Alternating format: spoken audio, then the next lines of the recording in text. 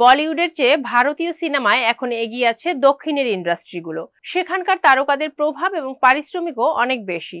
তেমনই একজন দক্ষিণ ভারতের সুপারস্টার আল্লু অর্জুন।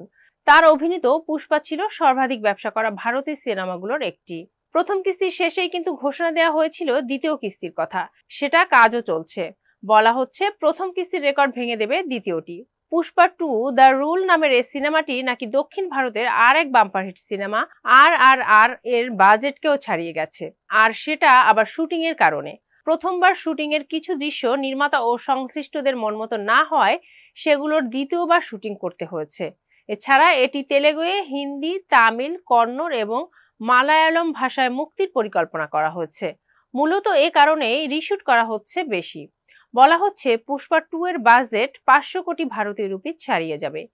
কেউ কেউ সেটা আবার বাড়িয়ে 700 কোটিও বলছেন। যদি সেটা সত্যি হয় তাহলে বাজেটের দিক থেকে 500 কোটির মাইলফলক অতিক্রম করলে পুষ্পা 2 হবে চতুর্থ ভারতীয় সিনেমা। এখন পর্যন্ত শুধু RRR, আদিপুরুষ ও কল্কি 2898 এডি 500 কোটির বাজেট অতিক্রম করেছে। তবে পুষ্পার প্রযোজনা সংস্থা থেকে এ নিয়ে কোনো স্পষ্ট ধারণা দেয়া হয়নি। সিনেমাটি চলতি বছরের 15 আগস্ট মুক্তি পাওয়ার কথা রয়েছে। তবে শুটিংয়ে ক্রমাগত বিলম্বের কারণে তারিখ পিছিয়েও যেতে পারে।